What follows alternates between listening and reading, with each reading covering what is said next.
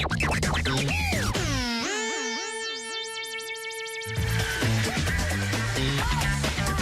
morning and welcome to the chat on Newsday Amarillo and News Channel 10-2. I'm David Lovejoy. Good morning, everybody. I'm Rhonda Launerts. And I'm Chuckalicious Chuck Williams.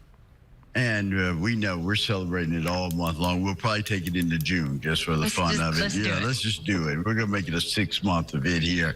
May is National Pet Month. And with the warmer weather, the bugs, the ticks, the fleas, that sort of thing starts kicking in. But also finding that first canine companion, the right dog for you. And joining us this morning to talk a little bit about the pests that come along at this time of the year, but also finding the right fit for your family.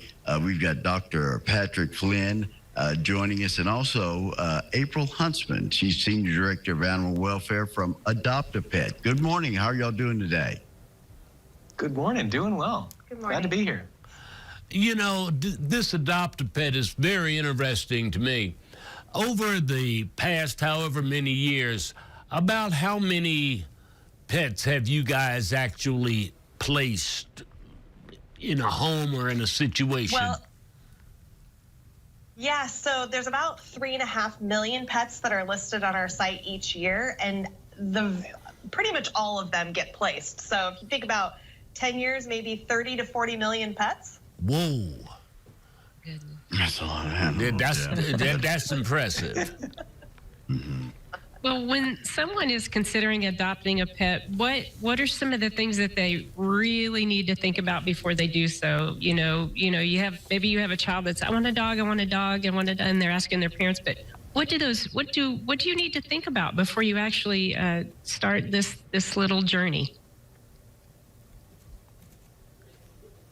Well, several things. I think really the first would be the most important, and that's develop a relationship with a veterinarian. It's going to be a long time you guys are going to be together with this pet. So developing that relationship is very important. And as you guys mentioned early on, the creepy crawlies that are coming out in Texas this time of year, parasite control is quite important for the overall health of your pet. Also for you from a selfish point of view, because very often when you get a new dog, particularly, you get a new sleeping buddy. And having someone in your bed who has ticks and fleas, that's not the best bed buddy. And so that's something really to consider, particularly when we think about the broader effects, particularly with ticks, but diseases that can affect both dogs and people are of concern. So the biggies that we worry about are intestinal parasites, heartworms, fleas, and ticks. And we're really happy to have a monthly pill that tastes good that you give, again, once a month that covers all those parasites I just mentioned in the form of Simparica Trio.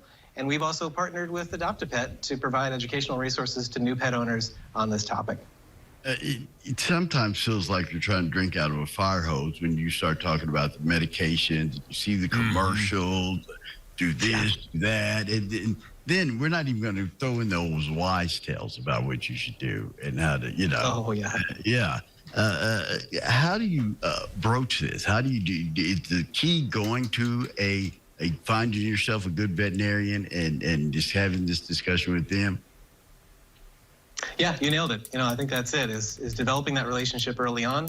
As I say, we're not mechanics. We want to know you, we want to know your pet, and we want to know a plan, to build a plan to help keep that pet as healthy as possible. So I think you said it better than I. Ms. April, one of the things that can be heartbreaking sometimes when we're adopting our pets and finding the dog doesn't match. Maybe it's the energy level, maybe it's something else, and they have to be rehomed or it can be a long drawn out process. What are some tips you can give us for finding the perfect one for whatever situation you're in?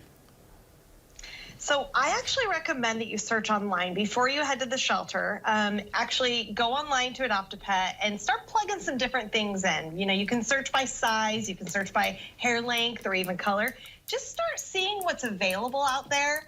And start reading about each individual pet. The great thing about shelters and rescue organizations and even pet owners who are rehoming their pets is oftentimes they'll be able to tell you about the pet, they'll be able to tell you about their personality, and don't get too hung up on what the pet looks like, because just like in a relationship with a person, looks aren't going to keep that dog around forever. You want something that's a good fit for you, right?